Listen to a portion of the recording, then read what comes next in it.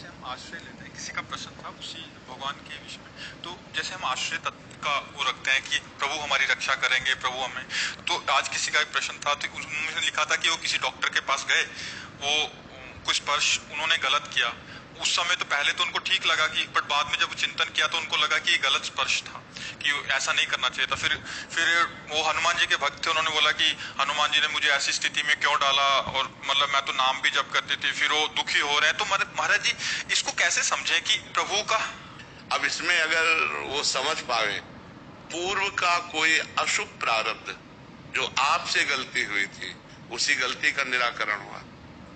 आपने जो गलती की और उसका प्रकाश नहीं हुआ, तो आपको क्षोभ और दुख दिलाने के लिए ये प्रारब्ध यहाँ गिरा करके, नहीं तो ऐसा जैसे कभी कोई चूक का अवसर आया तो भगवान थोड़ी चूक का अवसर हमें दे रहे हैं। हमारी वासना, हमारी गलती हमें चूक पे ले जा रही, भगवान हमें बचा सकते हैं। हम भगवान से प्रार्थना करें, उस समय भगवान को पुकारे तो भगवान हमारी रक्षा करेंगे। जैसे बड़ी बड़ी पवित्र साधियों के ऊपर गलत दृष्टि वाले, अब जैसे गंगा यमुना बाई थी वृंदावन में, तो पवित्रता से भजन करती थी, तपस्वी थी, विरक्त थी। अब ब्रह्मचारिणी थी, तो ब्रह्मचारिणी में तेज होता है। तो अकबर बादशाह का भांजा, वो यहाँ आगरे का अधिकारी था, तो वो यहाँ वृंदावन आया अपने परिकर के साथ। तो उसने देखा इतनी सुंदर साध्वी और तो तपस्वी तेजस्वी, वो लुभायमान हो गया। उसने कहा इनको हमारी सेवा में भेजा जाए। बोले ये संत है, कोई ऐसे थोड़ी है कि ऐसे आ जाएंगे। तो उसने 2 वेश्याएं लगाई।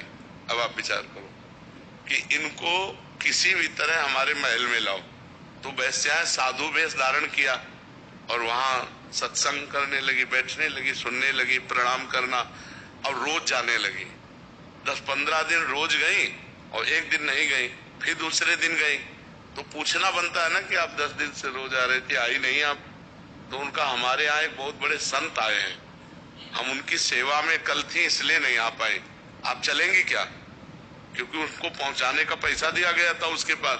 तो उनका संत आए, कहाँ? बोले यही पास में ही है, मथुरा में। मथुरा में उसकी भी हवेली थी।